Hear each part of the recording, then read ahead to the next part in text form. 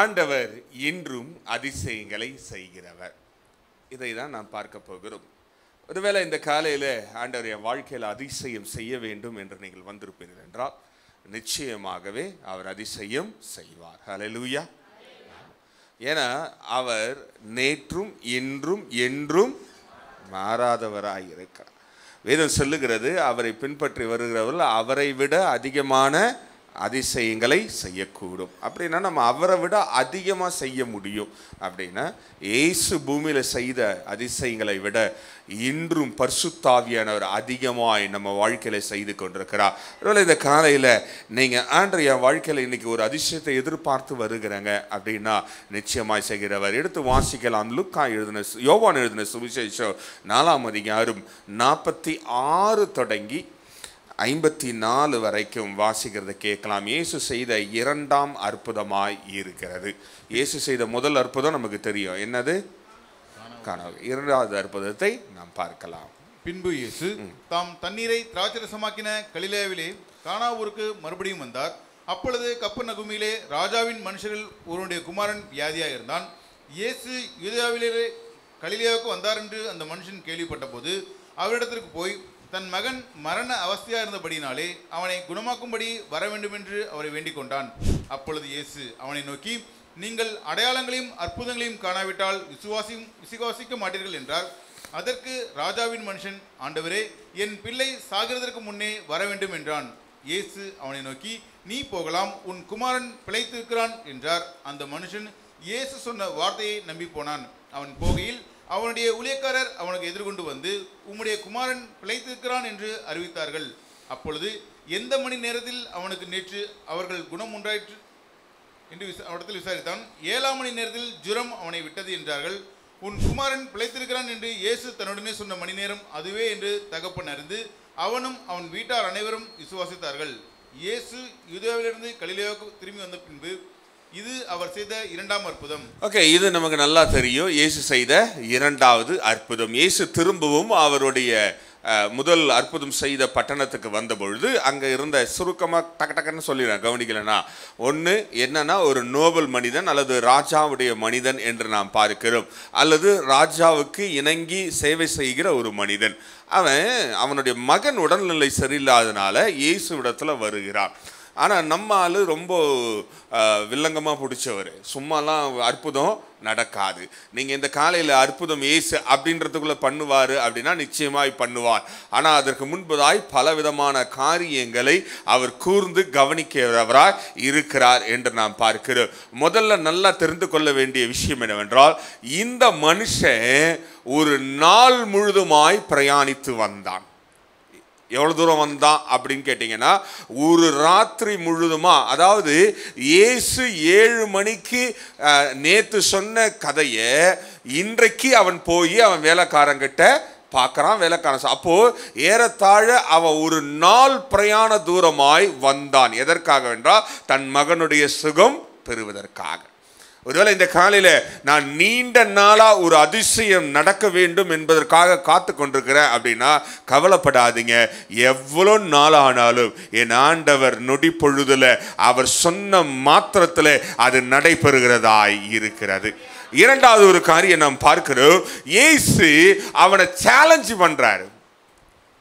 அவனை என்ன சேலஞ்சு பண்றாருன்னா, நீங்க அடையாளங்கள் காணாம நீங்க எதையும் என்ன பண்ண மாட்டீங்க, நம்ப மாட்டீங்க. நம்ம கூட அப்படித்தான். ஆவிக்குரிய திருச்சபைக்கு வந்தா அங்க 4 ஆவி ஆடணும், அப்பதான் அது பேரு ஆவிக்குரிய திருச்சபை.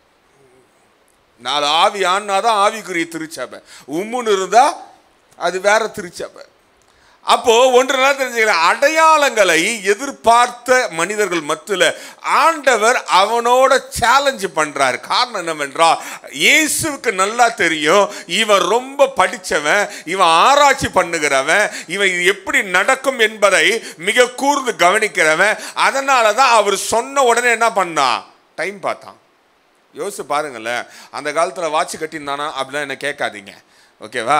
ஆனால் அவன் அழகா துல்லியமாய் இயேசு சொன்ன நேரத்தை குறித்து வைத்து அதே மணி நேரத்தில் நடக்கும் அற்புதம் என்பதை ஒருவேளை அவனுக்கு தெரியுமோ தெரியாதோ, ஆனால் நேரத்தை குறித்து வைத்து கொண்டான்.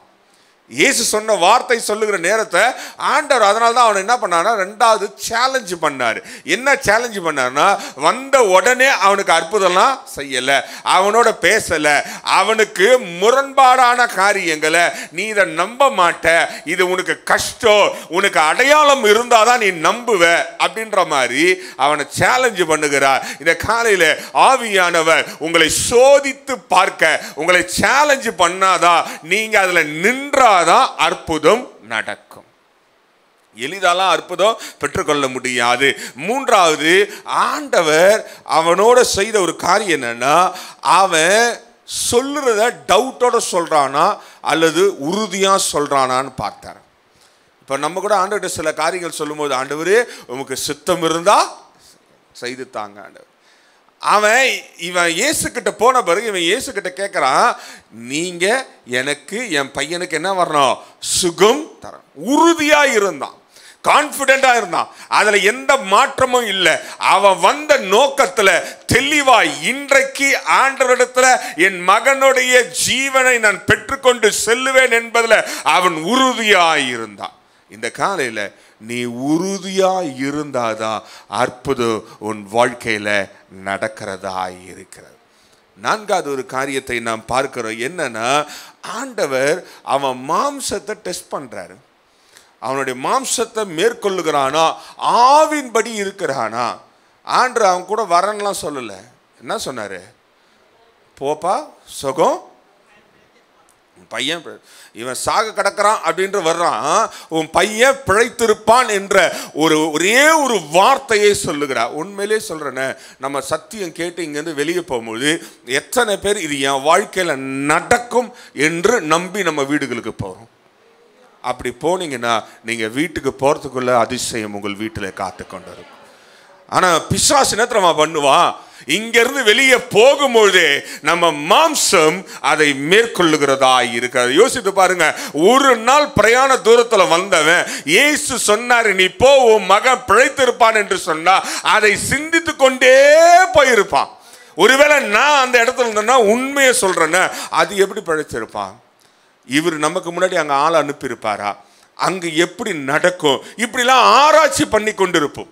இன்றைக்கு அநேகர் அப்படிதான் ஆண்டவருடைய வார்த்தை கேட்கும்போது, இது எப்படி உண்டாகும், இது எப்பொழுது நடக்கும், இது எப்பொழுது ஆண்டவர் அதை செய்து தருவா, எப்பொழுது பெரிதான காரியம் என் வாழ்க்கையில் நடக்கும், தடைகள் உடைக்கப்படும் என்று மாம்சம் மேற்கொள்ளாதபடி இவன் பார்த்து கொண்டவனாயிருந்தான்.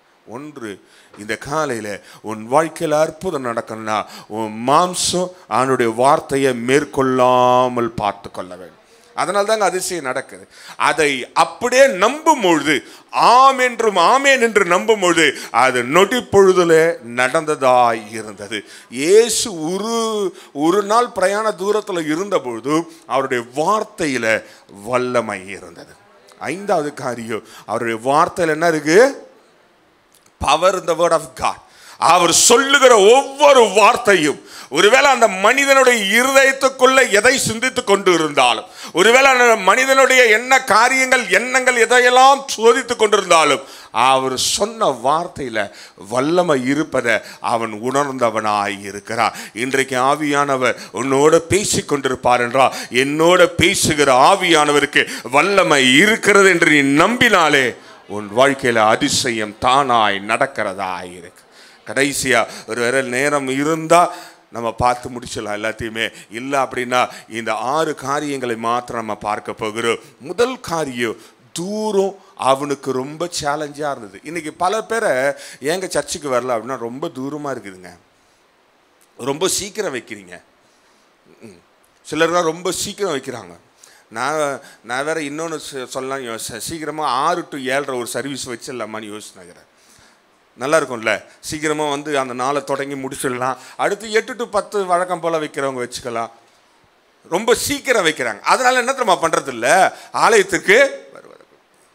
நிறைய பேருக்கு அதான் பிரச்சனையே. ரொம்ப சீக்கிரமாக தூரமாக இருக்குது, ரொம்ப நாள் ஆகுது என்று எதிர்பார்த்து கொண்டே இருக்கிறாங்க. ஒன்று நல்லா யோசிச்சு பாருங்களேன், ஆபிரகாம் அழைச்சி அவனை ஆசீர்வதிக்கிற இடத்துக்கு கூட்டு வரதுக்கு எவ்வளோ நாள் ஆச்சு? 25 வருஷம் ஆச்சு. எவ்வளோ தூரம் தெரியுமா? ஏறத்தாழ 450 மைல். அதாவது 600 கிலோமீட்டர் அவன் பிரயாணம் பண்ணி வந்தான். எதுக்கு? ஒரே ஒரு குழந்தைக்கு. யோசிச்சு பாருங்களேன். அவனுக்கு தேவைலாம் என்ன? அவனுக்கு ஒரு வாரிசு வேணும், அல்லது அவனுக்கு ஒரு பிள்ளை வேணும். வாரிசுன்னு கூட இல்லை, அவனுக்கு ஒரு குழந்தை வேணும். ஒரு குழந்தைக்காக எவ்வளவு தூரம் பிரயாணம் பண்ணானா?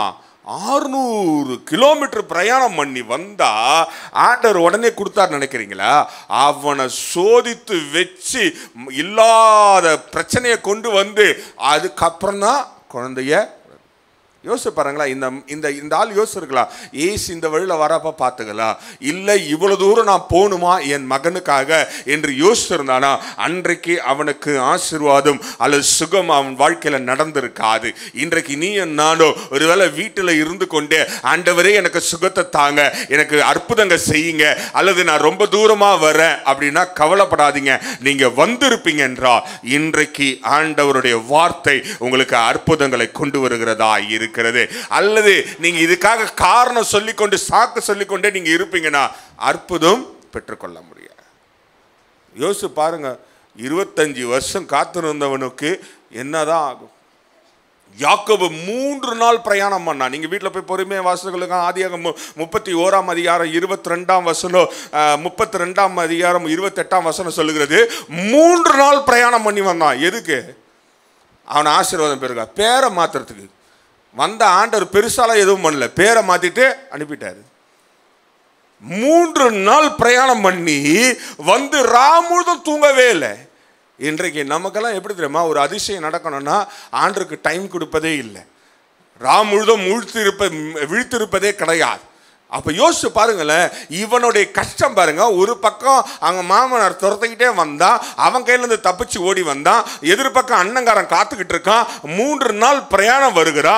வந்தா ஆண்டவர் பெருசா ஏதாவது செய்வார்னா ஒண்ணுமே செய்யல, பேரை மாத்திட்டு அனுப்பிச்சிட்டார். பேரை மாத்தி. ஆனா அந்த பேரில் இருந்த வல்லமை இன்றை வரைக்கும் உலகத்தையே அசைத்து கொண்டிருக்கிறது. காரணம் என்னவென்றால் ஆண்டவருக்காக நீ எவ்வளவு தூரம் வர்ற, எவ்வளவு நேரம் காத்திருக்கிற என்பது அவசியம் அல்ல. ஆண்டவர் நினைத்தால் நொடி பொழுதுல எல்லாவற்றையும் அழகாய் மாற்றுகிறவராய் இருக்கிறார் என்று நாம் பார்க்கிறோம். மத்தேயுல 9ஆம் அதிகாரம் 10ஆம் வசனம் 20ஆம் வசனம் நீங்க வீட்டில் போய் பொறுமையாக வாசிக்கொள்ளுங்க. அந்த 12 வருடமாய் பெரும்பாடு உள்ள ஸ்திரீயை எங்கேயுமே சேர்த்துக்க மாட்டாங்க. she was socially abandoned, சமுதாயத்திலிருந்து புறக்கணிக்கப்பட்டவன். எத்தனை வருஷம் காத்திருந்தா? ஒரே ஒரு சுகங்க, ஒரே ஒரு சுகம். நம்ம கூட கேட்கறது ஒன்னே ஒன்று, ஆண்டவர் என் வாழ்க்கையில் இதை ஒன்று செய்யுங்க ஆண்டவரை அப்படின்னு ரொம்ப நாளாக காத்துக்கிட்டு இருக்கும். அவ எங்கேயுமே சேர்த்துக்க மாட்டாங்க, சமுதாயத்தில் சேர்த்துக்க மாட்டாங்க. சரி சர்ச்சிலேயே சேர்த்துக்கணும்ல, சர்ச்சிலையும் சேர்த்துக்க மாட்டாங்க. அந்த காலத்தில் இந்த திருச்சபையில் அதையும் அவ பாருங்க. அப்போ எப்படி சுகம் கிடைக்கும் அவளுக்கு? சபைக்கு வந்தால் சுகம் கிடைக்கும், ஆண்டோடைய சமூகத்துக்கு வந்தாவது சுகம் கிடைக்கும், இல்லை சமுதாயத்தில் வந்து ஏதாவது வைத்தியரை பார்த்தாவது சுகம் கிடைக்கும். எதுக்குமே வாய்ப்பில்லாத ஒரு பெண்ணை என் ஆண்டவர் நொடி பொழுதில்லை. 12 வருடம் என்பதற்கு அது காலம் அல்ல, அது அவதியாக இருந்தது. ஒருவேளை நீ ஆண்டோடைய சமூகத்தில் உன்னுடைய அதிசயத்துக்காய் அற்புதத்துக்காய் நான் ரொம்ப நாளாக காத்திருக்கிறேங்க, நான் படாத அவஸ்தெல்லாம் பட்டுட்டேன், படாத அவமானம்லாம் பட்டு விட்டேன், ஆனால் ஆண்டவர் நொடி பொழுதுல அதை செய்ய வல்லவராயிருக்கு. தொட்ட உடனே சுகம் கிடைச்சதுங்க, தொட்ட உடனே. யோசிச்சு பாருங்களேன், ஆண்டவர் வந்து அந்த மகள் தொட்டு அவருடைய பாதத்தில் கட்டி பிடிச்சி உருண்டு பிறண்டு என்னை சுகம் கொடுக்கலாம் கேட்கல, ஓரமாக வந்தா தொட்டா சுகம் பெற்றா. எவ்வளோ வல்லமை பாருங்க. ஆண்டோடைய வார்த்தை அப்படிதான். நீ கேட்டுக்கொண்டிருக்கும் பொழுது உன் இருதயத்தில் தோன்றுகிற ஆண்டவர் என் வாழ்க்கையில இது அதிசயமாய் நடத்தட்டும் என்பதை இப்பொழுதே பரிசுத்த ஆவியானவர் உன் வாழ்க்கையில அதிசயத்தை செய்ய வல்லவராய் இருக்கிறார். அப்படி என்றால் இன்றைக்கு ஆண்டோடைய பார்வையில தூரமோ நாட்களோ வருடங்களோ அது பெரிய காரியமே கிடையாது. அவர் செய்ய நினைப்பதை ஒருவனும் தடுக்கவே முடியாது. இன்றைக்கு உன் வாழ்க்கையில அதிசயம் இன்றைக்கும் ஆண்டவர் செய்கிறவராயிருக்கிறார். முதல் காரியத்துக்குள்ள போகிறோம். நம்ம ஆண்டவர் எடுத்த உடனே எல்லாத்தையும் செய்ய மாட்டார், அவர் சேலஞ்ச் பண்ணுவார். நீ நிக்கிறியான்னு பார்ப்பார், நீ நிக்கிறியான்னு. ஏன்னா நான் பல தடவை சொல்லுவேன், நம்மளாம் யோபு கிடையாது. யோபுக்கு வந்த சோதனை. ஆண்டவரே யோபை போல என்னை சோதிக்கிறீங்க அப்படின்னு சிலர்லாம் ஜெபம் பண்ணுவாங்க. அவங்கள பார்க்கும்போது எனக்கு செம்ம சிரிப்பாக இருக்கும். ஏன்னு கேட்டீங்கன்னா அவங்க யோபு பற்றி சரியாக படிக்கலைன்னு அர்த்தம். யோபை யோசிச்சு பாருங்களேன். நீங்கள் பட்டுன்னு இருக்கும்போது நாய் நக்குச்சுன்னா நக்கிக்க நாயேன்னு விடுவீங்களா? யோபு பட்டுன்னா நாய் நக்கின்னு கண்டது தெரியுமா? நான் சொல்ல, பைபிள் தான் சொல்லுது. அவ்வளோ கொடுமை, கையெடுத்து நாயை கூட துரத்துறதுக்கு பலன் இல்லை. அப்படி யாராவது இருக்கிறீங்கள் என்றால் இன்றைக்கு ஆண்டவர் உங்களை யோபுக்கை போல இரட்டிப்பான ஆசீர்வாதங்களை தருகிறவராக இருக்கிறார். அப்படி யாராவது இருக்கிறோம்? யோசிச்சு பாருங்களேன். ஆண்டவர் எடுத்த உடனே எல்லாத்தையும் செய்ய மாட்டார். அவனை சோதித்து பார்த்தார். இவன் நான் சொல்ற வார்த்தையை ஏற்றுக்கொண்டு அதை நம்புவானா, அதன்படி செய்வானா, அது அவன் வாழ்க்கையில நம்பி ஏற்றுக்கொண்டு அவன் போவானா என்பதை நிதானித்து பார்த்தார். இன்றைக்கு உன் வாழ்க்கையில் அதிசயம் நடக்கணும்னா அந்த அதிசயத்தை பெற்றுக்கொள்ளுகிற பாத்திரமா இருக்கிறாயா, அல்லது அதிசயத்தை ஆண்டவருடைய வார்த்தை கேட்கும் போது இது நடக்கும் என்று நம்புகிறாயா என்பதை பரிசுத்தாவியானவர் சோதித்து பார்க்கிறவராய் இருக்கிறார். எடுத்து வாசிக்கலாம். 2 ராஜாக்கள் 4ஆம் அதிகாரம் 6ஆம் வசனத்தை வாசிக்கலாம். அந்த பாத்திரங்கள் நிறைந்த பின் அவள் தன் மகன் ஒருவனை நோக்கி, இன்னும் ஒரு பாத்திரம் கொண்டு வா என்றால், அதற்கு அவன், வேறே பாத்திரம் இல்லை என்றான். அப்பொழுது என்னை நின்று போயிற்று. இங்க பாருங்களேன், ஒரு அம்மா, விதவ அம்மா இருக்குது. எலிசா கிட்ட போச்சு இந்த அம்மா. எலிசா கிட்ட போச்சு. இந்த விதவ அம்மா எலிசா பார்த்து என்ன பண்ணியிருக்கணும்? அப்படியாம்மா, பரவாயில்லம்மா, கவலைப்படாத, என் இடத்துல அநேக வாசஸ்தலங்கள் இருக்கிறது, எங்கேயா ஒரு இடத்துல வேலைக்கு சேர்ந்துக்கும், எதனா ஒரு வேலை செய்ய, சாப்பாடு தானே தேவை, உனக்கும் உன் பிள்ளைக்கும் தரேன் அப்படின்னு விட்டுருக்கணும். ஆனால் அவர் என்ன தெரியுமா சொன்னார்? அம்மா நீ வீட்டுக்கு என்ன ஆகுதுன்னு கேட்டார். என்னகுது? சரி வீட்டுக்கு போ. வீட்டுக்கு போயிட்டு என்ன பண்ணணும்? கதவை சாத்திக்கணும். ஏன்னா அற்புதம் நடக்கும் போது பக்கத்து வீட்டுக்காரன் பார்த்தானா வயிறு எரியும். தெரியுமா உங்களுக்கு? திடீர்னு நீங்கள் போகிறீங்க, உங்கள் பீரோவை திறக்கிறீங்க, திறக்கிறப்ப அப்படியே பணம் கட்டுக்கட்டாக கீழே விழுந்தா பக்கத்து வீட்டுக்காரன் பார்க்கும்போது, பரவாயில்லையே உங்கள் ஆண்டவர் உங்களை ஆசீர்வதித்தார் அப்படின்னு நான் சொல்லுவான். அன்னைக்கே அவன் செத்துருவான், ஹார்ட் அட்டாக்கில், வயிறு எரிஞ்சு. யோசிச்சு பாருங்க. அப்போ என்ன பண்ணான்னா, கதவை சாத்திக்கமானார். கதவை சாத்தி கொண்டு உன் கையில் இருக்கிற எண்ணெயை ஒரு பாத்திரமா ஊற்றிக்கிட்டே இரு, நீ எவ்வளோ பாத்திரம் வாங்குறியோ அது ஃபுல்லாக நிறையிற வரைக்கும் அற்புதம் நடக்கும். இப்போ இந்த அம்மா ரிட்டன் போனோம், வீட்டுக்கு ரிட்டனு போனோம். யார் வார்த்தையை சொன்னது? எலிசா சொல்லிட்டான். எலிசா பெரிய தீர்க்கதரிசி அந்த தேசத்தில் அந்த காலத்தில். அதனால இந்த அம்மா நம்பி போகுது. இந்த அம்மா போகிற வழியெல்லாம் என்ன யோசிச்சிருக்கோம்? யார்கிட்ட பாத்திரம் வாங்கலான்னு. நீங்கள் வேணால், உங்களுக்கு வேணால் சேலஞ்சு பண்ணுறேன். இன்னைக்கு நீங்கள் போயிட்டு பக்கத்து வீட்டில் ஒரு 20 பாத்திரம் வாங்கின்னு வந்துருங்களா பார்க்கலாம். இப்போ அன்னைக்கு விட்டுருங்க. இன்னைக்கு இருக்கிற காலத்தில், ஏங்க எனக்கு வீட்டில் ஒரு வேலை இருக்குது, ஒரு 20 குண்டாங் கொடுங்க, இல்லது என்னது டிஃபன் பாக்ஸ் கொடுங்க, இல்லது சாப்பாடு வைக்கிற டப்பாரை கொடுங்க, டவலை கொடுங்க அப்படின்னு ஒரு 20 பாத்திரம் நீங்கள் வாங்கின்னு வந்துருங்க பார்ப்போம். தருவாங்க? ஒன்று தந்துட்டு பின்னாடியே வருவாங்க. அதை வச்சு நான் என்ன பண்ணுறா பார்ப்போம். நீங்கள் பக்கத்து வீட்டுக்கு போகும்போது அவன் அந்த காம்பவுண்டில் நம்ம வீட்டில் வாங்கிட்டா எதுக்கு பக்கத்து வீட்டில் போகிறா? அப்போ வீட்டில் எதுவோ இவ பண்ணுறா. அந்த அம்மாவுக்கு எவ்வளோ பெரிய சேலஞ்சு தெரியுமா?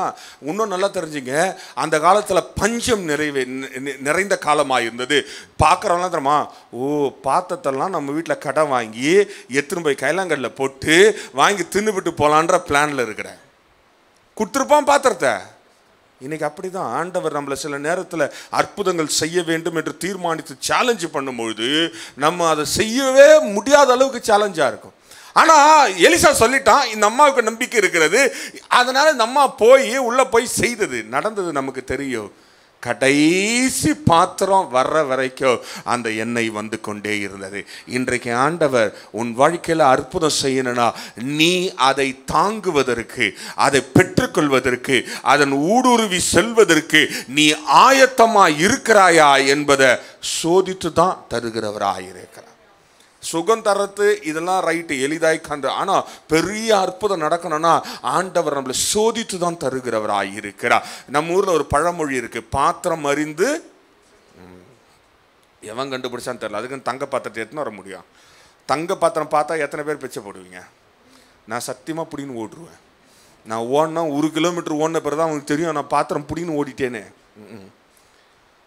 அப்படி என்றால் யோசிச்சு பாருங்க, இந்த அம்மாவுக்கு இருந்த சேலஞ்சு வீடு வீடா போய் கதவு தட்டணும். ஏற்கனவே இந்த ஊர் ஃபுல்லா பஞ்சம். இந்த அம்மா என்ன பண்ண போதுன்னே தெரியாது. ஒருத்தர் ஒரு பாத்திரம் கொடுத்துருப்பாங்க, 2 பாத்திரம் கொடுத்துருப்பாங்க, இல்லை 3. ஆனா ஊர் ஃபுல்லா நம்ம ஊர்ல பழமொழியில் சொல்லணும் அப்படின்னா, அல்ல நம்ம ஊர் பாஷை சொன்னா, பிச்சை எடுத்து பாத்திரத்தை வாங்கி வந்தது. என்ன சொல்லியிருப்பாங்க?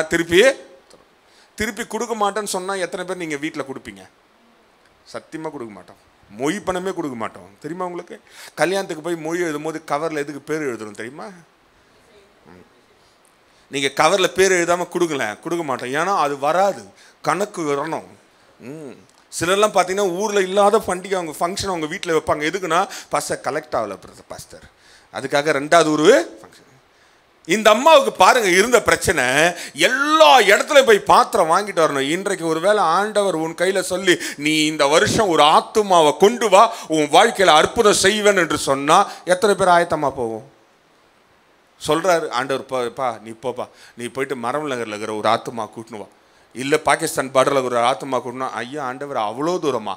பக்கத்துலேயே சொல்லுங்க, எங்கள் பக்கத்து வீட்டில் இருக்கிற கூப்பிட்டு வரேன். ஆண்டவர் சொல்லுகிற இடத்துக்கு போய் ஆத்துமாவை எவனால கூட்டு வர முடியும்? அவன் வாழ்க்கையில் ஆத்துமாவை அதிசயங்களை ஆண்டவர் அழகாய் செய்கிறவராய் இருக்கிறார்.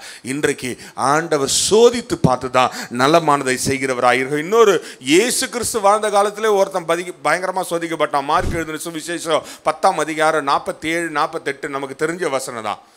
அவன் நசரேயனாகிய இயேசு வருகிறான் என்று கேள்விப்பட்டு, இயேசுவே தாவீதின் குமாரனே எனக்கு இரங்கும் என்று கூப்பிடத் தொடங்கினான். அவன் பேசாதிருக்கும்படி அநேகர் அவனை அதட்டினார்கள். அவனோ தாவீதின் குமாரனே எனக்கு இரங்கும் என்று முன்னிலும் அதிகமாய் கூப்பிட்டான். ரைட். இந்த பர்த்திமேயை குறித்து நமக்கு நல்லா தெரியும். இவன் வழியோரமாய் அமர்ந்திருந்த ஒரு குருடனாய் இருக்கிறான். இப்போ இவனுக்கு என்ன வேணும்? பார்வை. அவனுடைய நோக்கம் எக்ஸாக்டா இருந்திருக்கு. ஏற்கனவே இதை குறித்து நான் பிரசங்கித்து இருக்கிறேன். ஆனா அவனுடைய நோக்கம் தெளிவாய் இருந்தது. இப்ப இவனுக்கு இருக்கிற பிரச்சனை என்னன்னா, இயேசு வந்தா சூழ நிறைய பேர் வருவாங்க. இந்த நிறைய பேர் வரும்பொழுது இவன் கூப்பிடுற குரல் சத்தமானது இயேசுடைய போய் செவியில விழுகிறதா என்பதை பெரிய சேலஞ்சா இருந்தது. சில நேரத்தில் நம்ம ஆண்டோடைய சமூகத்தில் வரும்பொழுது நம்ம ஆராதனை அவருடைய காதுகளில் போய் விழணும். அதனால தான் சொல்கிறேன், ஆராதிக்கும் பொழுது மனம் திறந்து முழு இருதயத்தோட முழு பலத்தோட சந்தோஷமாக அவரை ஆராதிங்க. ஏன்னா அப்பதான் அவரு தன் மகன் கூப்பிடுகிறத மகள் கூப்பிடுகிறத பார்க்கிறார். வேதம் சொல்லுகிறது, துதிகள் மத்தியில் அவர் உலாவுகிறவர், துதிக்கிற இடத்துல அவருடைய கண்கள் நோக்கமாகுது. நீங்க வந்து அமுக்கமா உக்காந்துக்கிட்டு அப்படியே இருக்கிற இடம் தெரியாம மண்டையன் கண்ணில் மட்டும் பட்டுட்டு போயிடலாம் அப்படின்னு நீங்க பார்த்து இருந்தீங்கன்னா நான் பார்த்து பிரயோஜனம் கிடையாது. அவரு பார்க்க வேண்டியது. இந்த குருடனுக்கு இருந்த பிரச்சனை என்னன்னா, இவன் கத்த சுத்தி இருக்கவங்களாம் அமைதியா இருந்தாங்க. கத்த சுத்தி இருக்கவங்களாம் சில நேரத்தில் அப்படிதான். நீங்க சபையில வந்து உற்சாகமாய் ஆவில் நிறைந்து அவரை ஆராதிக்கும் போது பக்கத்தில் இருக்கான். அப்பதான் எஸ்கியூஸ் மீ கொஞ்சம் வழி விடுங்க அப்படின்னு. நல்ல வேலை, நான் அதுக்கு முதல்ல அப்பெல்லாம் பண்ணல. நான் பண்ணியிருந்தா பிடிச்சி தள்ளி விட்டுருப்பேன். தாசாக்கணும் ஏசுறத போ சாசா அப்படின்னு தள்ளி விட்டுருப்பேன். கத்துங்க வழியில் இருக்கவங்களாம். அதுக்காக நீங்கள் இங்கே உட்காரக்கூடாது. வழியை உள்ள சேரை இடம் பிடிச்சிட்டு வழியோர இருக்கிறதுல காலியாக வரணும். ஏன்னா அந்த நேரத்தில் தெரியாது பாருங்க, கேட்டால் நான் தள்ளங்க பர்சனை தள்ளிட்டாருங்கன்ற. இது நல்ல ஐடியா இல்லை. அப்போ யோசிச்சு பாருங்களேன், இவனுக்கு இருந்த பிரச்சனை சுற்றி இருந்தவர்களெல்லாம் இவனை பேச விடாதபடி அல்லது இவன் இருக்கிறான் என்பதை காண்பிக்க முடியாதபடி தடுத்து கொண்டே இருந்தார். நான் என்ன நினைக்கிறேன்னா, இந்த ராஜாவின் மனுஷன் வந்த பொழுது கூட நேராக இயேசுகிட்டலாம் போயிருக்க முடியாது. நேரா ஏன் தெரியுமா? இவர் வந்த உடனே நேரத்தில் மடிப்பான். அந்த கல்யாண வீட்டுக்காரன் வந்திருப்பான். முதல்ல எப்பா எங்கேருந்து வந்தே தெரில, அற்புதம் வேற லெவலில் இருந்தது. வந்தவெல்லாம் வாழ்த்திட்டு போனான். யார? பொண்ணு மாப்பிள்ளைய.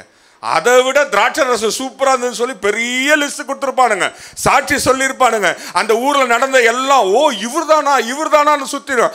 அவர்கள் மத்தியில் இவன் போய் ஆண்டவர்கிட்ட சேர வேண்டியது அவசியமானதாக இருக்கிறது. நீ நினைத்து கொண்டிருக்கிற நம்ம தான் துதிக்கிற நேரத்தில் ஆண்டவர் அப்படியே காதை கொடுத்தோம், என் மகன் துதிக்குது அப்படின்னு கேட்கறதுல அவர் வேலை கிடையாது. நீ துதிக்கிற நேரத்தில் உலகத்தில் அநேகர் உண்மையாய் உத்தமமாய் துதித்து கொண்டே இருப்பார்கள். அப்ப ஆண்டவர் யார் சத்தத்தை கேட்பாரு? இருதயத்தில் சுத்தம் உள்ளவன் தான் ஆண்டவர் என்ன பண்ண முடியும்? தரிசிக்கவே முடியும். அப்ப நீ இருதயத்தில் சுத்தம் உள்ளவனா இருந்து ஆண்டவரை ஆராதிக்கும் பொழுது உன் சத்தத்தை அவர் கேட்கிறவராக இருக்கிறார். இவனை பார்த்து கேட்டார், என்ன வேணலாம் கையில் சொன்னா, என் மக சாக கிடக்கிறான். உன் வாழ்க்கையில் இன்றைக்கு இந்த காரியம் அடைப்பட்டிருக்கு, தடைப்பட்டிருக்கிறது, அல்லது மூடப்பட்டிருக்கிறது, எனக்கு சுகம் தாமதமாக இருக்கு, கிடைக்கல அப்படி நீ நினைப்பாய் என்றால், இன்றைக்கு ஆண்டவர் உன் வாழ்க்கையில உன் சத்தத்தை கேட்கிறவராய் இருக்கிறார். அழகா கேட்டாரு பாருங்க, எல்லாரையும் விலக்கிட்டு வந்து கேட்டாரு பாருங்க. இன்றைக்கு அப்படிதான் ஆவியானவர். நீ ஆராதிக்கும் பொழுது, உண்மையாக ஆராதிக்கும் போது, என் மகன் உண்மையா கூப்பிடுறான் அப்படின்ட்டு சில குழந்தைங்களாம் பார்த்தீங்கன்னா வச்சுக்கோங்க, தொட்டாச்சினிங்க மாதிரி எல்லாத்துக்கும் அழுதுன்னு இருக்கும். செவுரு இடிச்சா கூட, செவுரு என்னைக்கா இடிச்சுட்டு பார்த்துக்கிறீங்களா? செவுரு அங்கே தான் இருக்கும், இவங்களா போய் இடிச்சிக்கணும். செவுரு இடிச்சிச்சுன்னு வாங்க, அதுக்கு நம்ம செவுரை போய் அடிக்க முடியுமா? ஆனால் சில அறிவில்லாத அப்பாக்கள் செவுத்தை வேற அடிப்பாங்க. விடுமா செவுத்தை அடிக்கலான்னு வாங்க. அஷ்டு இவங்களுக்கு கை வலிக்கும், ஆனால் காண்பிக்க மாட்டாங்க. உடனே அட்ராக்ஷனுக்காக அவங்க அழுதுனே இருப்பாங்க. அது நாளாவ 5 வயசு குழந்தை திரும்ப அழும்போது நான் அந்த அப்பா அப்படியே இருப்பான்னு நினைக்கிறீங்களா? ஆனால் இது ஒரு அழுமூஞ்சி அப்படின்ட்டு. ஆனால் உண்மையா திடீரென்று அது வித்தியாசமாய் அழும்பொழுது அந்த அப்பாவுக்கு தானாக துடித்து திரும்பி வருகிறார். தான் நம்ம பார்க்குறோம். தான் ஆடாவிட்டாலும், இது வரைக்கும் நான் ஆடி பார்த்ததே இல்லை. யாருக்கா ஆடுதுன்னா காட்டுங்க பார்க்குறேன். எப்படி தானே ஆடாவிட்டாலும் தசை ஆடும்ன்றாங்களே, பார்க்கலாம். அப்போ ஒன்று யோசிச்சு பாருங்களேன். ஆனால் இது உலக பிரகாரமானா, ஆனால் நீ இங்கே உண்மையாக கூப்பிடும் பொழுது அவர் தானா இறங்கி வந்து உன் வாழ்க்கையில் அதிசயத்தை செய்கிறவரா இருக்கிறார் என்று நாம் பார்க்கிறோம். மூன்றாவது ஒரு காரியத்தை பார்க்க போகிறோம். சோதித்து அது நலமானதை தருகிறவராக இருக்கிறார். யாக்கோபு 1:3 புக் ஆஃப் ஜேம்ஸ் 1:3 பார்க்கலாம். உங்கள் விசுவாசத்தின் பரீட்சையானது பொறுமையை உண்டாக்கும் என்று அறிந்து அதை மிகுந்த சந்தோஷமாக எண்ணுங்கள். இங்க பாருங்களேன், நம்ம விசுவாசித்தாலும், நம்ம விசுவாசத்தால் தான் நம்ம ஆண்டோடைய சமூகத்துக்கு வரும், ஆண்டோடைய வார்த்தையை கேட்கிறோம், அதன்படிக்க நடக்க தீர்மானிக்கிறோம். ஆனா அதுல பொறுமை அவசியமானதா இருக்கு. இயேசு இவன் என்ன யோசித்து வந்திருக்கலாம். இப்ப நானா இருந்தா, நான் ஒருவேளை மோடி கவர்மெண்ட்ல இருந்து வரணும்னு வச்சுங்களேன், சிம்பிளாக சொல்கிறேன். இப்போ நான் ஒரு மோடி அரசாங்கத்தில் ஒரு பெரிய பதவியில் இருக்கிறேன், சர்ச்சுக்கு வரேன்னா நான் என்ன தெரியுமா யோசிப்பேன்? பாஸ்டர் என்னை நான் உள்ளே போனோன்னு எப்படி வரணும்? வாங்க பிரதர், தோத்திரம் பிரதர், உங்கள் வாழ்க்கை முழுதுமாக தோத்திரம் பிரதர் அப்படின்னு கூப்பிட்டு உட்கார வைக்கணும்னு எதிர்பார்ப்பேன். இது நடக்கிறது தானே? இதெல்லாம் நடக்கிற உண்மை தானே? இப்போ ஒரு பெரிய அதிகாரி வராங்கன்னா வாங்க உட்காருங்க அப்படின்னு நம்ம சொல்லணும்னு எதிர்பார்ப்பாங்க. சிலர்லாம் பார்த்தீங்கன்னா அதிகாரிகளை போல் நாங்கள்லாம் நடத்துவோம். அது வேறு பிரச்சனை, அது விட்டுருங்க. இப்போது இவனா யோசிச்சிருப்பான், நான் ராஜாவுடைய மனுஷன், நான் போகிறப்போ ஆண்டவர் என்ன பண்ணோம்? எழுந்து என்னை வரவேற்று, என்ன மகனே உனக்கு என்ன பிரச்சனை கேட்கணும். அப்படிலாம் கிடையாது. நம்மால் நீ விசுவாசத்துடன் வந்தாலும் நீ அடையாளம் இல்லாத ஒன்றுமே நடக்க மாட்ட அப்படின்றத அவருக்கு நல்லா தெரியும். அதனால் சோதித்து பார்க்குறவராயிருக்கிறார். இந்த மனுஷன் அந்த சோதனையில் ஜெயிச்சவனாயிருக்கிறான். இன்றைக்கு அநேக ஆவிக்குரிய பிள்ளைகள் ஆண்டவர் சின்ன சோதனை கொடுத்தாருன்னு வச்சுங்களேன், பெரிய ஆசீர்வாதம் இருக்கும், பெரிய கானான் இருக்கும், பெரிய கண்மலையிலிருந்து தண்ணீர் வருகிற இடம் இருக்கு. ஆனா அதுக்கு முன்னாடி கொஞ்சம் சோதனை வந்தா நம்ம டைரக்டா யார் மேல முறுமுறுப்போம்? இயேசுநாதர் மேல தான் முறுமுறுப்பேன். இயேசுநாதர் மேல தான் மொத்த கோபத்தையும் காட்டுவோம். நானும் உன்னைக்காக காலையில 3 மணிக்கு எழுதி ஜெபித்தேனே, ராத்திரி தூங்குறதுக்கு முன்னாடி ஜெபிச்சேனே, வெள்ளிக்கிழமை உபவாசம் இருந்தேனே, சர்ச்சுக்கு போகலனா கூட பரவாயில்ல உபவாசம் இருந்தேனே, இந்த கதையெல்லாம் சொல்லி ஆண்டவர்கிட்ட. ஆனா எனக்கு ஏன் ஆண்டவரே இது? ஆண்டவர் ஒரு சின்ன சோதனை, நீ நிற்கிறையா, நிலையாய் நிற்கிறாயா என்பதை ஆராய்ந்து பார்த்துதான் பெரிய ஆசீர்வாதத்தை தருகிறவராய் இருக்கிறார் என்று பார்க்கிற. ரோமர் எழுதின புத்தகம் 5:3, 4, 5 வாசிக்கலாம். ரோமர் 5.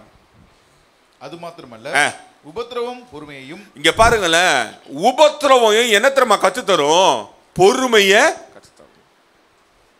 உபத்திரப்படும் பொழுது சந்தோஷப்படணும். என்ன தெரியுமா? அதுல இருந்து நம்ம என்ன கற்றுக்கொள்ளலாம்? பொறுமையை கற்றுக்கொள்ளுகிறவர்களா இருக்கிற. பொறுமை பரீட்சையையும். பொறுமையா இருந்தா நம்ம சோதிக்கப்படுகும் பொழுது அதுல ஜெயிப்பதற்கு வழியை கண்டுபிடித்துக் கொள்ளலாம். பரீட்சை நம்பிக்கையையும். சோதித்து நின்னாதான் நம்ம நம்பிக்கை பூரணப்படுகிறதா இருக்கிற. நம்பிக்கையும் உண்டாக்குறது என்று நாங்கள் அறிந்து உபத்திரங்களிலேயும் மேன்மை பாராட்டுகிறோம். மேலும் நமக்கு அருளப்பட்ட பரிசுத்த ஆவியினாலே தேவ அன்பு நம்முடைய இருதயங்களில் ஊற்றப்பட்டிருக்கிறபடியால் அந்த நம்பிக்கை நம்மை வெட்கப்படுத்தாது. இங்க பாருங்களேன், ஒன்னு யோசிச்சு பாருங்களேன். இந்த மனுஷன் இயேசுகிட்ட வந்த நோக்கம் என்ன தெரியுமா? இவர்கிட்ட போனா தான் என் மகன் பிழைப்பான் என்பதை தெளிவா அறிந்தான். ஒருவேளை இந்த காலையில நான் ஆண்டவருடைய சமூகத்துக்கு இன்னைக்கு எவ்வளவு சேலஞ்சஸ் இருந்தாலும், ஆலயத்துக்கு வர முடியாத தடைகள் எவ்வளவு இருந்தாலும், எத்தனை தடைகளை தாண்டி நீங்க வந்திருப்பாய் என்றா, இங்க வந்தாதான் அதிசயம் நடக்கும் என்று வந்திருப்பாய் என்றா, நிச்சயமாய் ஆண்டவர் இன்றைக்கு உன் வாழ்க்கையில அதிசயத்தை செய்கிறவராயிருக்கிறார். இந்த மனுஷன் யோசிச்சு பாருங்களேன். ஆண்டவர் இவனை புடமிட்டார், மூஞ்சிக்கு நேரா சொன்னாரு, நீ எல்லாம் அடையாளம் பார்த்து தான்டா வருவ, நீ எல்லாம் இதெல்லாம் பார்த்து தான் செய்வ அப்படின்னு மூஞ்சிக்கு நேரம் சொன்னாலும் இவன் பொறுமையாய் காத்திருந்தான். ஏன் தெரியுமா? அவர் வாயிலிருந்து வருகிற வார்த்தை அவனுக்கு ஜீவனை தருகிறதா இருக்கு. இன்றைக்கு வேத வசனம் நீ கேட்டுக்கொண்டு இருக்கும் பொழுது உன் இருதயத்துல ஜீவனை தருவது மாத்திரமல்ல, உனக்கு நன்மை உண்டாக்குறதா இருக்கு. அப்படி என்றால் ஒன்று யோசிச்சு பாருங்களேன். எல்லாருக்கும் சேலஞ்ச் இருக்கு. காலையில் எழும்பும் போது அநேக சேலஞ்ச். அதை விட சனிக்கிழமை பெரிய போராட்டம். ஞாயிற்றுக்கிழமை மறுநாள்லாம் பிசாசுக்கு பிடிச்ச நாள் இந்த நாள். அதனால தான் சில சபைகள்லாம் காத்திருப்பு கூட்டம்னு ஒன்று வைப்பாங்க. தெரியுமா உங்களுக்கு? காத்திருப்பு கூட்டம் எதுக்குன்னா, சர்ச்சில் வைப்பாங்க காத்திருப்புக்கு. ஒரு சாயங்காலம் 5 மணிலேருந்து 10 மணி வரைக்கும் காத்திருப்பு கூட்டம் நடக்கும். இங்கே சர்ச்சில் ஜெபம் பண்ணிட்டு சிலர் சர்ச்சிலே தூங்கி மறுநாள் காலையில் ஆராதனை பண்ணிட்டு போவாங்க. சிலர் வீட்டுக்கு போயிட்டு வர ட்ரை பண்ணுவாங்க, ஆனால் போனால் வரமாட்டாங்க. ஏன்னா காத்திருப்பு கூட்டம் முடிஞ்சவொடனே பிசாசு என்ன பண்ணுவான்? இயேசு உபவாசம் இருந்து முடிஞ்சவொடனே பிசாசு என்ன பண்ணான்? காத்துனே இருந்தான். அவனுடைய சோதனையை ஸ்டார்ட் பண்ணிட்டான். ஆனால் நம்ம அதெல்லாம் வைக்கிறதில்ல. ஏன்னா நமக்கு தெரியும், நம்ம எல்லா சேலஞ்சையும் தாண்டி வந்தால் அற்புதம் நடக்கும் நமக்கு தெரியும். அப்போது இந்த மனுஷன் வந்தான் இயேசுவிடத்தில். நிறைய பிரச்சனை. அவனை எல்லாருக்கும் அடையாளம் தெரியும். எல்லாருக்கும் இவன் ராஜாவுடைய மனுஷன் என்பதை அவன் சொன்னானா, நான் ராஜாவுடைய மனுஷன் வந்திருக்கேன் அப்படின்னு சொன்னானா? அவன் பாட்டுன்னு வந்தான், சந்தில் நுழைஞ்சான், அமைதியாக ஒளிஞ்சு பார்த்தான், எப்படியாவது அற்புதம் பெற்றுக்கொள்ளலாம் என்று எண்ணினான். அதே போல ஆண்டவர் அவன் பொறுமையாய் காத்திருந்தான். பொறுமையுடைய நம்பிக்கை என்ன தெரியுமா? பொறுமையுடைய முடிவு என்ன தெரியுமா? அவன் அவமானப்படவே இல்லைங்க. ஆண்டவர் எவ்வளவுதான் அவனை சோதித்து பார்த்தாலும் அவன் பொறுமையா ஆண்டவருடைய வார்த்தைக்காய் காத்திருந்தபடினால, ஆண்டவர் சொன்ன வார்த்தை அப்படியே ஏற்றுக்கொண்டபடினால அவனுடைய மகன் பிழைத்தான். அவன் அவமானப்படாமல் போனான். இன்றைக்கு ஆண்டவருடைய சமூகத்தில் அவருடைய வார்த்தை கேட்டுக்கொண்டிருக்க நீ நாடு பொறுமையாய் ஆண்டவர் என் வாழ்க்கையில் செய்வதை நான் ஏற்றுக்கொள்வேன் என்று எண்ணும் பொழுது நிச்சயமா நீ அவமானப்படவே மாட்டாய். எந்த சூழ்நிலையும் உன்னை அவமானப்பட விடவே மாட்டார். ஏனென்றால் நீயும் நானும் ஆராதிக்கிற தேவன் ஐஸ்வர்யத்தின் தகப்பனாயிரு, எல்லாவற்றிலும் மேன்மையானவராயிருக்கிறார். அப்போ அப்படிப்பட்ட ஆண்டவர் நம்மளை கொண்டு போய் காவால தள்ளிட்டு அவர் மட்டும் வண்டியில் போக முடியுமா? அல்லது அவர் மட்டும் சிங்காசனத்தில் உட்காந்துட்டு இருக்க முடியுமா? வாய்ப்பே இல்லை. அவர் இருக்கிற இடத்துல தான் நம்மை கொண்டு போய் வைக்கிறவர். அவர் எங்கே இருக்கிறாரோ அங்கே தான் நம்ம இருப்போம். அப்போ ஒன்று யோசித்துக்கொள்ளு, நீ நம்பிக்கையோடு இந்த காலையில் வந்திருப்பாய் என்றா நிச்சயமாய் ஆண்டவர் உன்னை அவமானப்பட விடவே மாட்டார். யாக்கோபு 1:12 வாசிக்கலாம். புக் ஆஃப் ஜேம்ஸ் 1:12 பார்க்கலாம். சோதனையை சகிக்கிற மனுஷன் பாக்கியவான், அவன் உத்தமன் என்று விளங்கின பின்பு கர்த்தர் தம்மிடத்தில் அன்பு கூறுகிறவர்களுக்கு வாக்குத்தத்தம் பண்ணின ஜீவகிரீடத்தை பெறுவான். இங்க பாருங்களேன், ஆண்டவர் சொல்றாரு, சோதனையை சகிக்கிற மனுஷன் அவனுக்கு என்ன கிடைக்குமா? ஜீவ கிரீடம், த கிரவுன் ஆஃப் லைஃப். நல்லா யோசிச்சு பாருங்களேன். இந்த மனுஷன் போற வழியெல்லாம் ஐயோ எப்படியாவது சுகம் கிடைச்சிரும், ஐயோ ஆண்டவர் சொல்லிட்டாரு, இயேசு சொல்லிட்டாரு, நடக்கும் என்று சொல்லிக்கொண்டே சிந்தித்து கொண்டே போனா அவன் மகனுக்கு ஜீவ கிரீடம், ஜீவன் கிடைத்து விட்டார். இன்றைக்கு நீ ஆண்டவருடைய வார்த்தை கேட்கும்போது இது நடக்கும், ஆமா என் வாழ்க்கையில நடக்கும், நிச்சயமா நடக்கும் என்று தியானித்துக் கொண்டு சொல்லிக்கொண்டு அறிக்கையிட்டு கொண்டு போய்கொண்டே இருப்பாய் என்றா நிச்சயமா நடக்கும். உன் வாயின் வார்த்தையின்படியே வேதம் சொல்லுகிறது, ஜீவனும் மரணமும் எங்க இருக்குதா? நீ எதை சொல்றியோ அது நடக்கும். நீ என் ஆண்டவர் ஆசீர்வதிப்பார்னா நடக்கும்.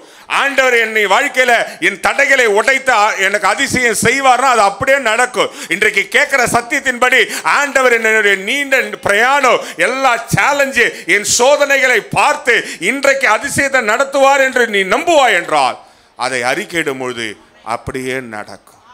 பக்கத்தில் இருக்கிறவங்கள பார்த்து சொல்லுங்களேன், இன்னைக்கு எனக்கு அதிசயம் நடக்கும். சொல்லுங்க, பக்கத்தில் பார்த்து சொல்லுங்க, ஏன் மூஞ்ச பார்த்து சொல்ல வேணாம், இன்னைக்கு எனக்கு அதிசயம் ஹல்லேலூயா நிச்சயமாய் ஆண்டவர் செய்கிறவராய் இருக்கிறார் என்று நாம் பார்க்கிறோம். அடுத்தது இன்னும் 2 காரியத்தை பார்த்து முடிச்சிடலாம். இவன் ப்ரீ ஆக்கியபைடா மாம்சத்தை இடம் கொடுக்கவே இல்லைங்க. மாம்சத்துக்கு இடம் கொடுத்து எடுத்து வாசிக்கலாம். 2 கொரிந்தியர் 10ஆம் அதிகாரம் 5ஆம் வசனத்தை வாசிக்கலாம். 2 கொரிந்தியர் 10:5க்கு வந்துடலாம். அவைகளால் நாங்கள் தர்க்கங்களையும் தேவனை அறிகிற அறிவுக்கு விரோதமாய் எழும்புகிற எல்லா மேட்டிமையும் நிர்மூலமாக்கி எந்த எண்ணத்தையும் கிறிஸ்துவுக்கு கீழ்ப்படிய சிறைப்படுத்துவர்களாய் இருக்கிறோம். இங்க பாருங்களேன், இவன் தம் மாம்சம் மேற்கொள்வதற்கு என்ன பண்ணல, இடம் கொடுக்கல. ஆண்டவர் சொல்ற வார்த்தையை அப்படியே நம்பினான். When you come into the presence of God, ஆண்டவருடைய சமூகத்தில் நீ வரும்பொழுது ஆண்டவர் எனக்கு இப்படி பண்ணுவாரா அப்படி பண்ணுவாரா, அது இப்படி நடக்குமா அப்படிலாம் கிடையாது. ஏசாயா 55ஆம் அதிகாரம் 8ஆம் வசனம் சொல்லுகிறது, என் நினைவுகள் உங்கள் நினைவுகள் அல்ல, உங்கள் வழிகள் என் வழிகளும் அல்லவென்று கர்த்தர் சொல்லுகிறார். இங்க பாருங்களேன், அழகா சொல்லுகிறாரு. நீ ஆண்டவருடைய சமூகத்தில் வரும்பொழுது நல்லா கவனமா வைத்துக் கொள்ளுங்க. நீங்க சொன்னபடியே இன்றைக்கு அற்புதம் நடக்க வேண்டும் என்றால் நீங்க உங்க மாம்சம் மேற்கொள்ளாதபடி எப்படி நடக்கும் அப்படிலாம் நான் கேள்வியே கேட்காதீங்க. நடக்கும் என்றால் நடக்கும்.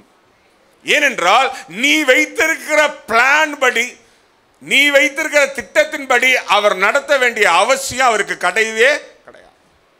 நம்ம ஒரு பெரிய பிளான் வச்சிருப்போம், அந்த பிளான் எதுக்குமே யூஸ் ஆகாது.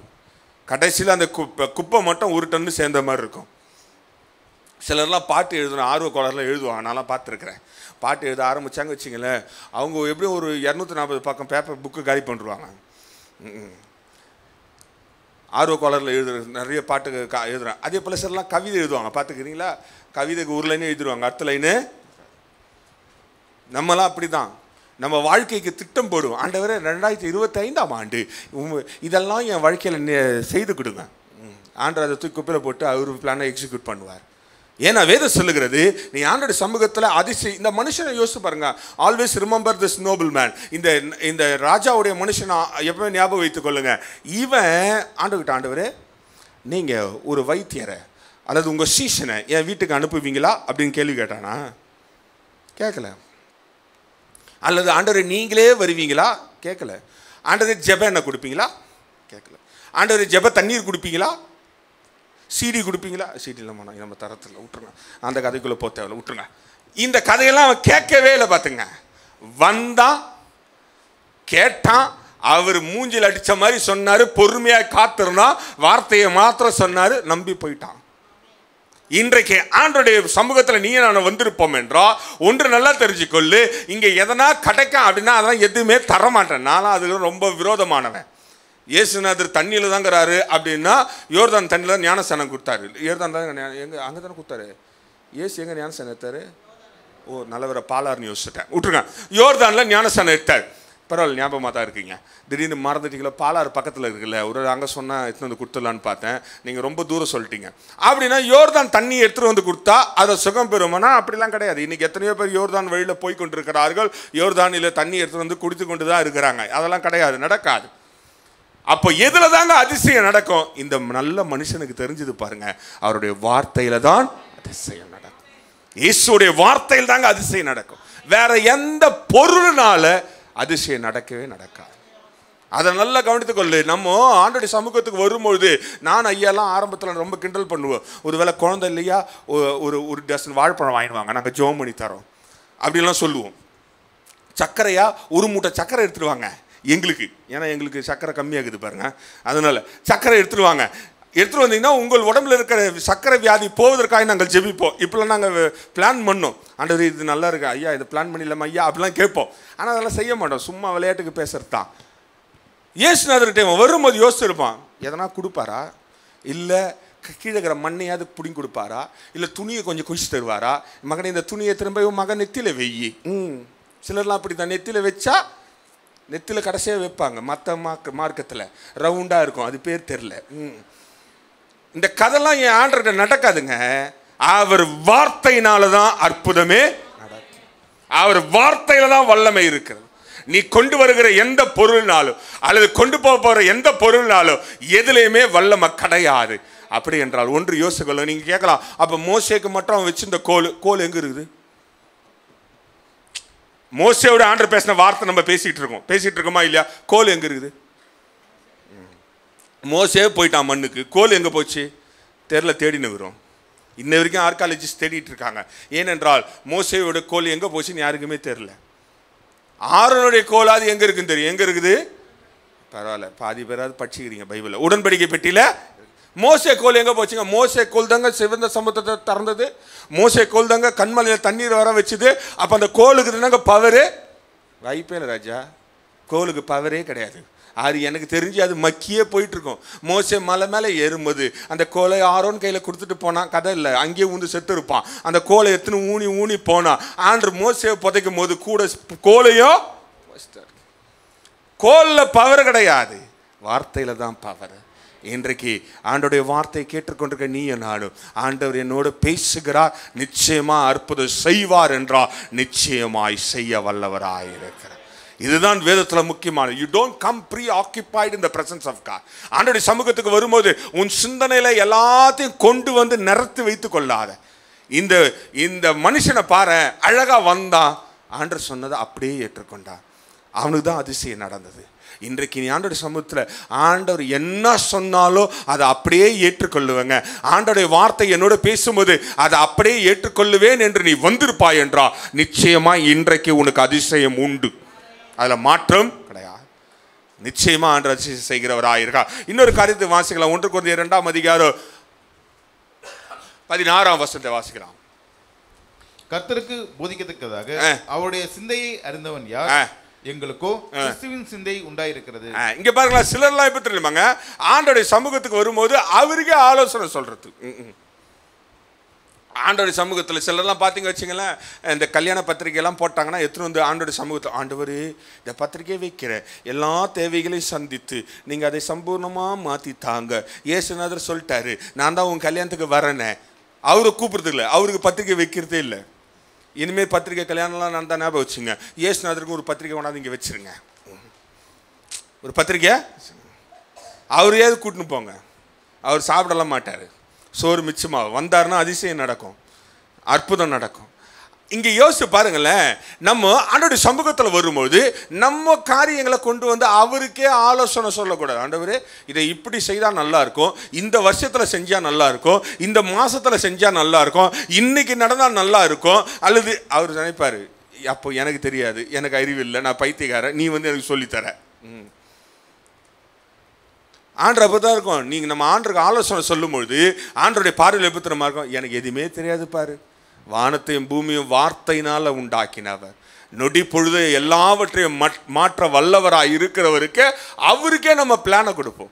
ஆண்டவரே எப்படியாவது 2025ஆம் ஆண்டுக்குள்ள ஒரு டபுள் பெட்ரூம் வீடை கட்டிடணும் ஆண்டவரை. ஆண்டு சொல்வார், கவலைப்படாத மகனே, 6க்கு 2ல் உனக்கு அருமையான வீடை கட்டுகிறேன். யோசிச்சு பாருங்களேன், ஆண்டவருக்கு பிளான் எல்லாம் கொடுக்கவே கூடாது. வந்தியா பிளாங்கா இரு. அதான் வேதம் சொல்கிறது, அது காலியான பாத்திரமா, எம்டி வெசலா நீ ஆண்டவருடைய சமூகத்தில் வரும்போது ஆண்டவர் நிறைக்கட்டும், பரிசுத்தாவியானவர் உன்னை நிறைக்கட்டும். உன்னை நிறைக்கும் பொழுது என்ன தெரியுமா ஆகும், நீ அதிசயங்களை அற்புதங்களை அழகாய் காண முடியும். இன்றைக்கு நீ நான் ஆண்டவருடைய சமூகத்தில் எப்படி வந்திருக்கிறோம், ஆல்ரெடி ப்ரீ ஆக்கியபைடாக வந்தா இன்றைக்கு இப்போ உங்கள் சிந்தனை இலக்கத்தெல்லாம் எடுத்துட்டு எனக்கு ஒரே ஒரு காரியம், ஆண்டவர் சொல்லுகிற வார்த்தை நான் அப்படியே நம்புவேன் என்று தீர்மானிப்பாய் என்றால் நிச்சயமாய் ஆண்டவர் அதிசயங்களை செய்கிறவரா இருக்கிறார் என்று நாம் பார்க்கிறோம். ரோமர் 6ஆம் அதிகாரம், டைம் இருக்கா ஓடி போச்சு, 12 6 12 வாசிக்கலாம். ஆகையால் நீங்கள் சரீர இச்சைகளின்படி பாவத்திற்கு கீழ்ப்படியத்தக்கதாக சாவுக்கு எதுவான உங்கள் சரீரத்தில் பாவம் ஆளாதிருப்பதாக. இங்க பாருங்களேன், யோசிச்சு பாருங்களேன், இந்த சரீரம் மேற்கொள்ள இடம் கொடுக்கவே கூடாது. ஏன்னா இது பாவமான சரீரம். இந்த சரீரம் ஆண்டவருடைய வார்த்தை கேட்கும் பொழுது, பரிசுத்தாவியான உணர்த்தும் பொழுது நிச்சயமா இந்த சரீரத்துடைய வேலை என்ன தெரியுமாங்க, அந்த வார்த்தையை கலைக்கிறதை போல அல்லது ஆண்டவருடைய வார்த்தை மேல நம்பிக்கை வைக்காத மடி போல பல சிந்தனைகள் யோசனைகள் ஆட்களை எழுப்பி நமக்கு முன்னாடி குழப்பத்தை உண்டு பண்ணுவது அவனுடைய வேலையாயிருக்கு.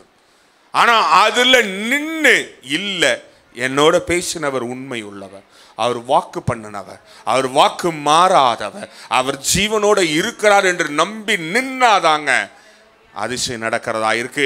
எடுத்து வாசிக்கலாம். 1 சாமுவேல் வந்திருக்க. 1 சாமுவேல் 1ஆம் அதிகாரம் 17ஆம் வசனத்தை வாசிக்கலாம்.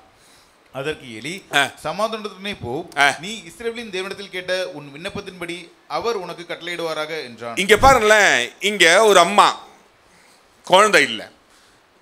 ஏலி அதுக்கு முந்தின வசனம் வாசித்து பார்த்தீங்கன்னா ரொம்ப காமெடியாக இருக்கும். முந்தின 2-3 வசனம் பார்த்தீங்கன்னா, ஏமா குஷ்டு வந்து கத்தினுக்கிறேன்னு கேட்டான்.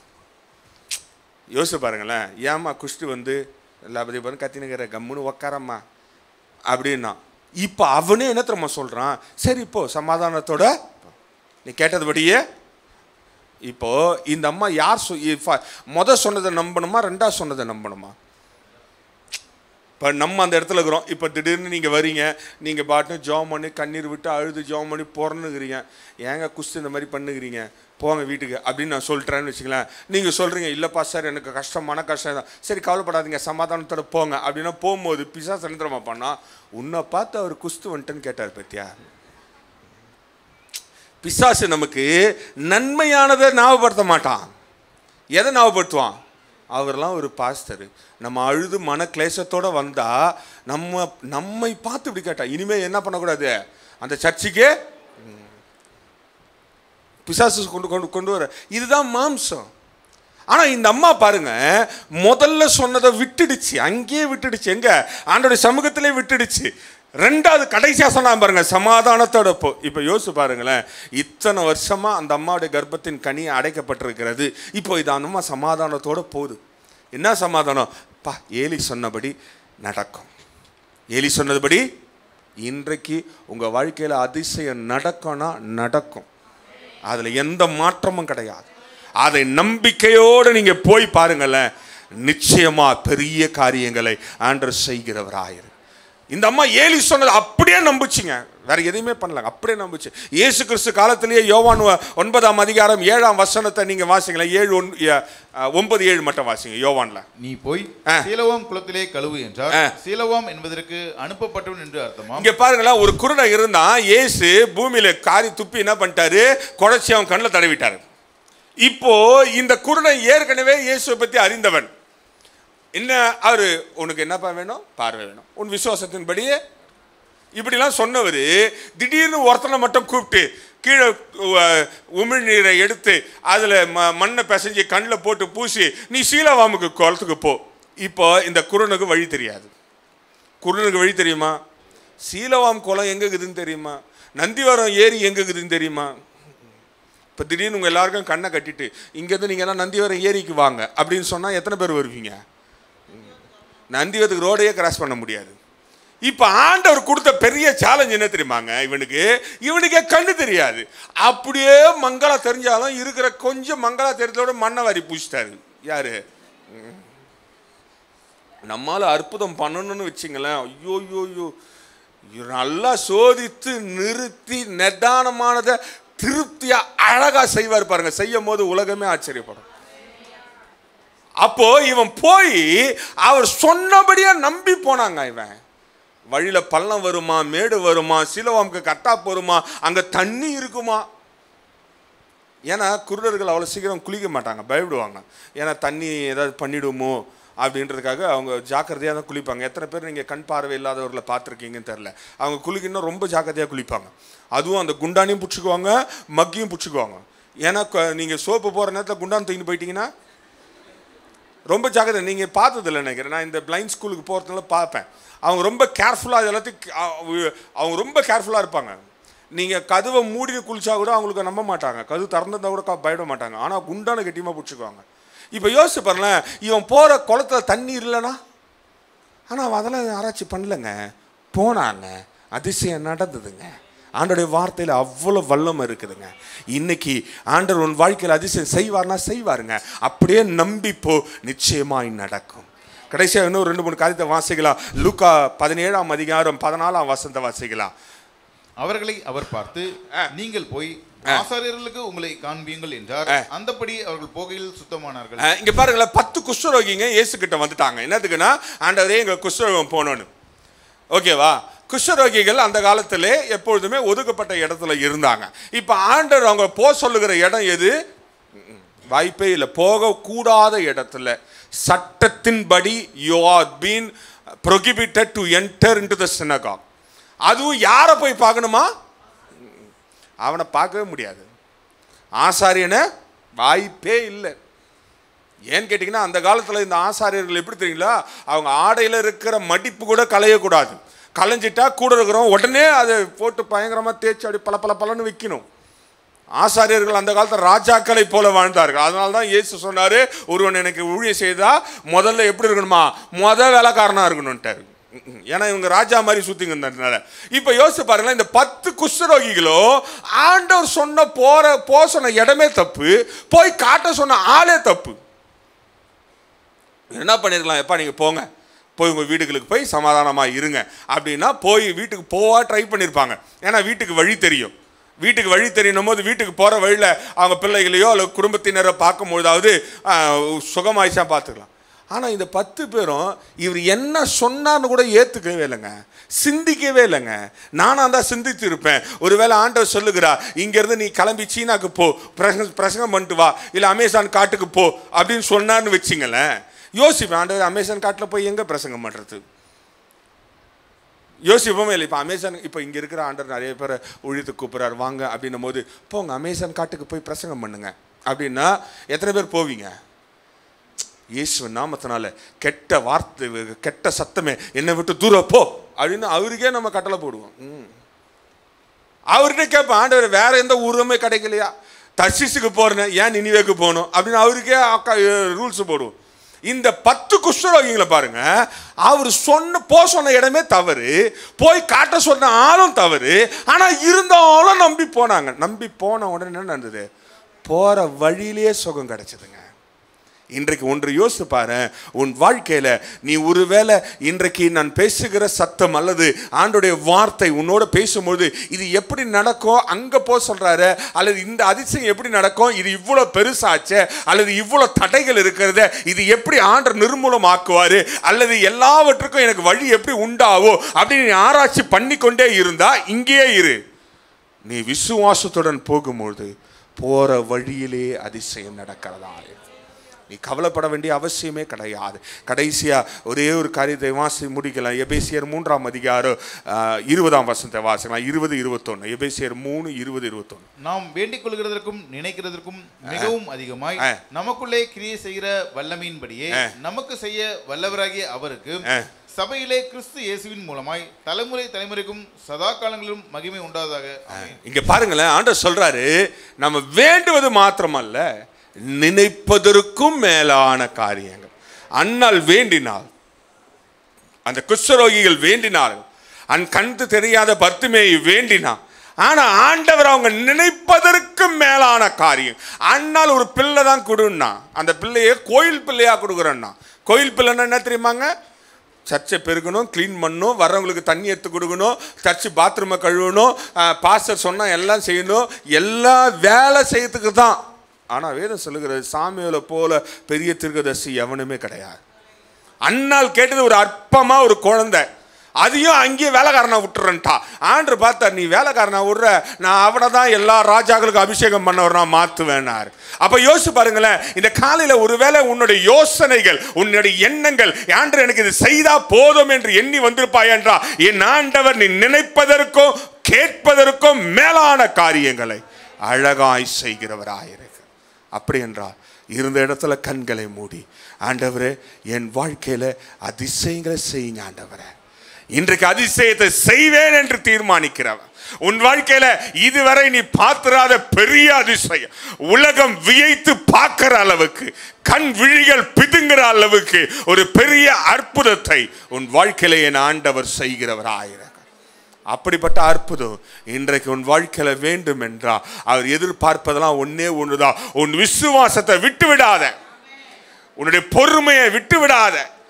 ஆண்டவர் உன்னை சோதித்து பார்த்து எல்லா காரியத்திலும் நீ பொறுமையா இருக்கிறாயா, அவருடைய வார்த்தை கேட்பதில் பொறுமையா இருக்கிறாயா, அதை நம்புவதில் பொறுமையா இருக்கிறாயா, இங்கிருந்து வெளியே வீடுகளுக்கு போகும்போது அதை சிந்தித்துக் கொண்டு நிச்சயமா இன்றைக்கு என் வாழ்க்கையில ஆண்டவர் அதிசயம் செய்வார், அவர் இன்றைக்கும் ஜீவனுள்ள தேவன் என்பதை நீ நம்பி போவா என்றால் இன்றைக்கு உன் வாழ்க்கையில் அதிசயம் இருக்கிறது.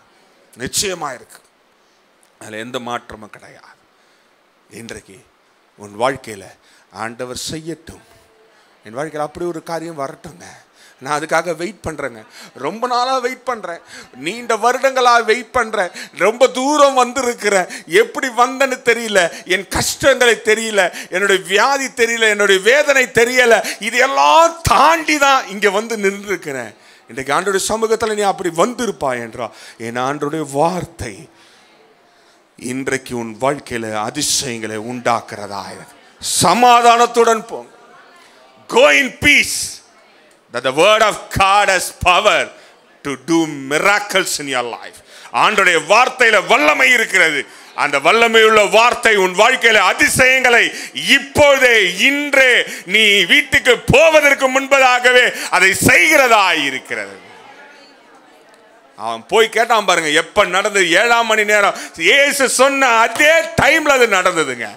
இன்றைக்கு நீ ஆண்டவருடைய வார்த்தை கேட்டுக்கொண்டிருக்கும் பொழுதே இப்போதே உன் வாழ்க்கையில நீ நம்பும் போது ஆண்டவர் அதிசயங்களை அங்க செய்ய ஆரம்பித்து விட்டா, செய்து விட்டா. நீ போய் பார்த்து ஆண்டவருக்காய் சாட்சியா இருக்க வேண்டியதுதான் அவசியம். இன்றைக்கு அப்படிப்பட்ட தேவன் நமத்தில் இருக்கிறார். அன்பின் பரலோக பிதாவே, நீ நல்லவர் ஆண்டவர். உம்மை போல ஒரு தேவன் இந்த பூமியில இல்லை.